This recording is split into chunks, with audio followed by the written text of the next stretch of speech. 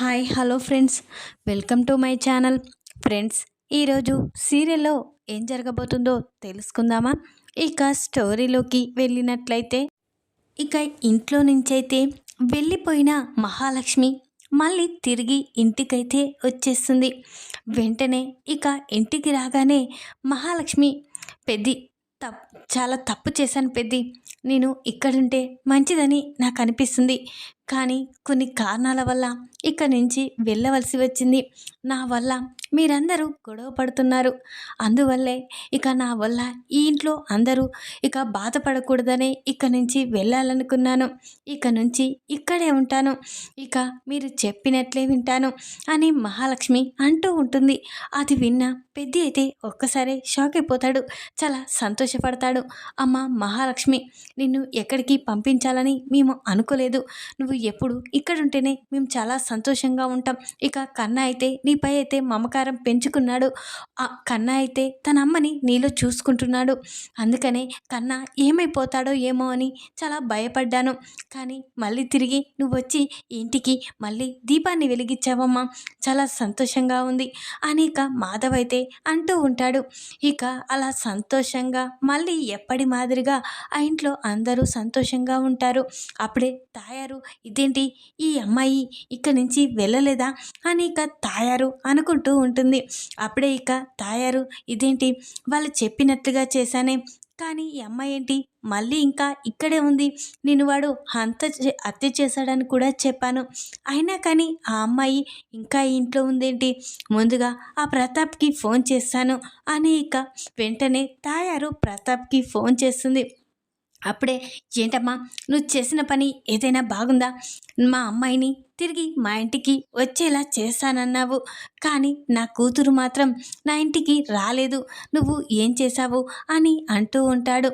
అప్పుడే ఇక నేను నిజంగానే మీరు చెప్పినట్లే చేశాను. నిజంగానే ఆ నారాయణ హంతకుడని చెప్పాను. తన భార్యని తనే చంపేశాడని కూడా చెప్పాను. అయినా ఆ అమ్మాయి మళ్ళీ తిరిగి ఈ ఇంట్లోనే ఉండడం నాకు కూడా అసలు ఆశ్చర్యంగా ఉంది. ఎవరైనా వాళ్ళ ఫ్యామిలీ గురించి బ్యాడ్గా చెప్తే కొత్త వాళ్ళు ఖచ్చితంగా ఇంట్లో నుంచి వెళ్ళిపోతారు అనుకున్నాను. కానీ నిజంగానే ఆ అమ్మాయి తెలుసుకున్నాక కూడా ఆ ఇంట్లోనే ఉందంటే నేను కూడా ఇప్పుడే షాక్ అయిపోయాను. ఆ అమ్మాయి గుమ్మం బయట ముగ్గు వేస్తుంటే చూశాను అని ఇక అంటూ ఉంటుంది ప్రతాప్తో తాయారైతే.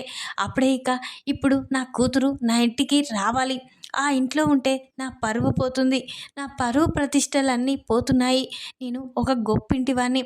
ఇక నా కూతురు అలాంటి ఆ పెంకుటి ఇంట్లో, ఇక అందరూ మగవాళ్ళున్న ఇంట్లో, రౌడీ వెధవలున్న ఇంట్లో నా కూతురు ఉందని తెలిస్తే అందరూ నన్ను చీకొడతారు.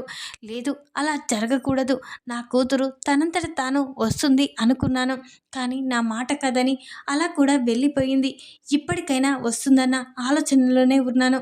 కానీ ఇప్పుడు కూడా తను ఇంతగానో ఇక తన ఆ ఇంట్లో ఉంటున్న వ్యక్తి గురించి అబద్ధం చెప్పినా, తను ఆ ఇంట్లో నుంచి రాలేదంటే ఖచ్చితంగా ఆ ఇల్లు తనకి బాగా నచ్చేసింది, వాళ్ళందరూ తనని బాగా చూసుకుంటున్నారా అని అడుగుతూ ఉంటాడు తాయారునైతే ప్రతాప్.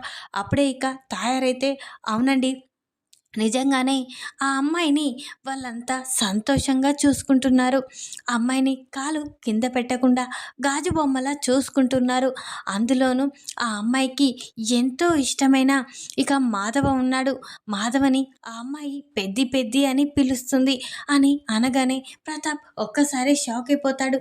ఏంటి, ఇక మాధవ్ అనే వ్యక్తిని నా కూతురు పెద్ది అని పిలుస్తుందా అని అనగానే, అవునండి, నిజంగానే తనని పెద్ది అని ఎందుకు పిలుస్తుందో నాకు అర్థం కావడం లేదు. కానీ ఆ మాధవ మాత్రం ఇక ఆ అమ్మాయిని చాలా బాగా చూసుకుంటున్నాడు. ఆ అమ్మాయి మాత్రం మాధవ మాటే వేదం అంటుంది. మాధవ ఏది చెప్పినా అది రైటే అంటుంది. మాధవ కోసమే నాకు తెలిసి ఆ ఇంట్లో ఉంటుందేమో అని నాకు అనిపిస్తుంది అని ఇక తాయారు చెప్పగానే అప్పుడే ప్రతాప్ షాక్ అయిపోతాడు. ఏంటండి మీరు చెప్పేది నిజమా అని అనగానే, అవును, ఆ పెద్దోన్ని ఇక పెద్ది పెద్ది అని పిలవడం అయితే చాలాసార్లు గమనించాను అని అనగానే అప్పుడే ప్రతాప్కి ఒకటి గుర్తుకు వస్తుంది. అప్పుడు ప్రతాప్ గుర్తుకు తెచ్చుకొని, అంటే తన ఇక మాధవలో తన మేనమామని చూసుకుంటుంది. అంటే ఇక పెద్ది అని పిలవడం తననే పిలిసిద్ది. కాబట్టి ఈ తర్వాత ఈ మాధవని పెద్ది అని పిలిచిందంటే ఖచ్చితంగా తను చాలా బాగా నచ్చేసుంటాడు. ఇక ఆ ఇంట్లో తనకి ఏ లోటు లేకుండా ఉంటుంది. లేదు ఇక రాదు. అలాంటి లోటు లేకుండా ఉంటే ఇక ఆ ఇంట్లోనే ఉండిపోతుంది అది. నా పరువు పోతుంది. లేదు, దాన్ని ఎలాగైనా ఇంటికి తీసుకురావాలి. ఏం చేయాలి? ఎలా తీసుకురావాలి? అని ఇక అనుకుంటూ ఆలోచిస్తూ ఉంటాడు. వెంటనే తాయారుకి, ఏవండి, నేనొక విషయం చెప్తాను. ఒక్కసారి అది రైటా రాంగా అనేది చెప్పండి. ఆ ఇంట్లో ఎక్కువగా మా కూతురు ఇష్టపడే వ్యక్తి ఎవరు అని అనగానే, నాకు తెలిసి నీ కూతురు ఆ ఇంట్లో ఎక్కువగా కన్నాని ఇష్టపడుతుంది. ఆ తర్వాత పెద్ది అని పిలుస్తుంది కదా, ఆ పెద్దోడు మాధవ తనని బాగా చూసుకుంటాడు. తను ఏది చెప్పినా ఈ కూతురు మహాలక్ష్మి వింటుంది. అంటే మాధవ అంటే కూడా తనకి గౌరవం ఉంది అని ఇక అనగానే, ముందుగా ఆ మాధవ విషయంలో ఏదో ఒకటి చెయ్యాలి. అలా అయితేనన్నా నా కూతురు నా ఇంటికొస్తుంది అని ఇక ప్రతాప్ అయితే అనుకుంటాడు. వెంటనే ఇక వాళ్ళ గురించి మీరెందుకండి అడుగుతున్నారు అని అంటూ ఉంటుంది తాయారైతే. నా కూతురు ఏ విధంగా ఇంటికి వస్తుందా అనేది వాళ్ళని తెలుసుకుని వాళ్ళ గురించి అలా అయితే నా కూతురు వస్తుందని ఆలోచించాను అని అంటూ ఉంటాడు. ఇప్పుడు ఏం చేస్తారండి? ఈ కూతురు మీ ఇంటికొస్తే మాకు కూడా సంతోషమే. ఈ ఇంట్లో ఆడ మనిషేదే, మనిషి అనే వాళ్ళే ఉండకూడదు.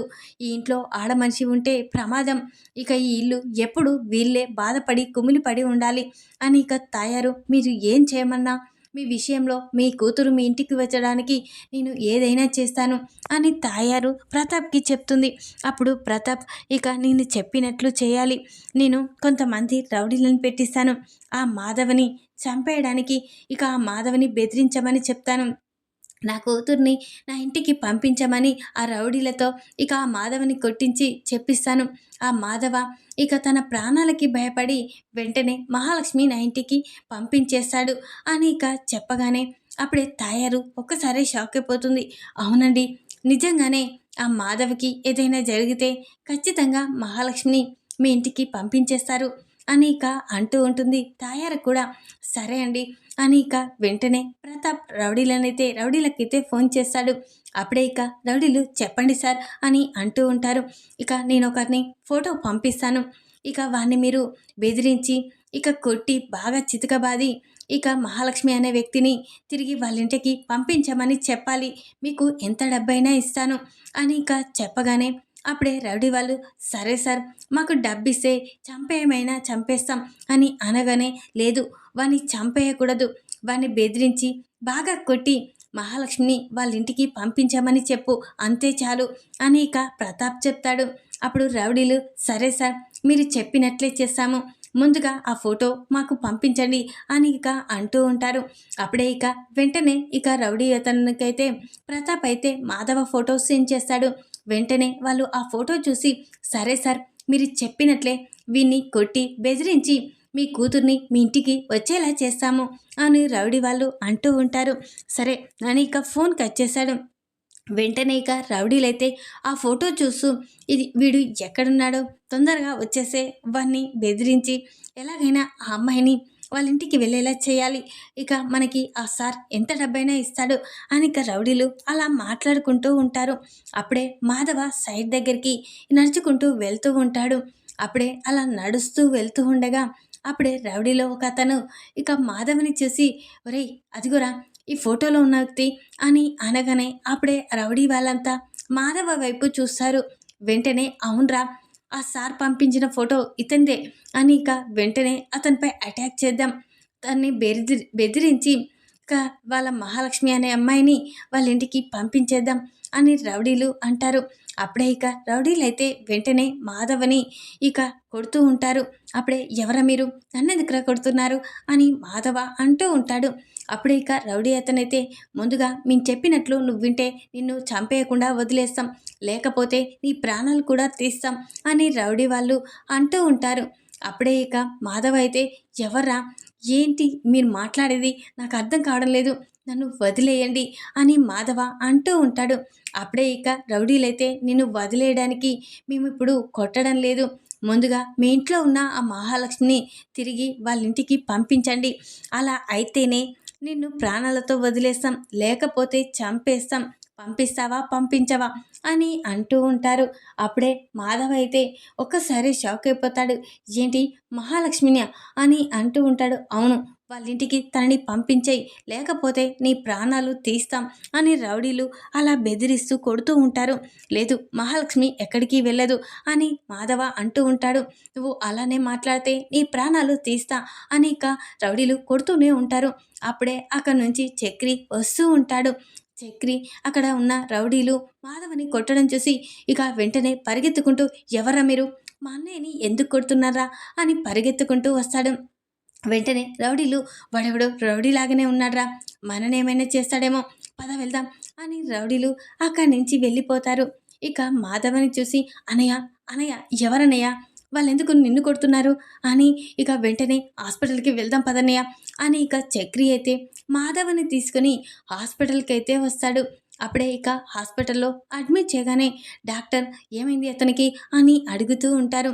మా అన్నయ్యకి ప్రమాదం జరిగింది అని అనగానే వెంటనే తనకి ట్రీట్మెంట్ జరిపించాలి, తలకి బాగా బాగా పెద్ద గాయమైంది అని అంటూ మీరందరూ బయటికి వెళ్ళండి అని ఇక ఇక చక్రిని బయటికి పంపించేసి ట్రీట్మెంట్ జరిపిస్తూ ఉంటారు. అప్పుడే ఇక చక్రి అయితే చక్రికి అయితే కేశవ ఫోన్ చేస్తాడు.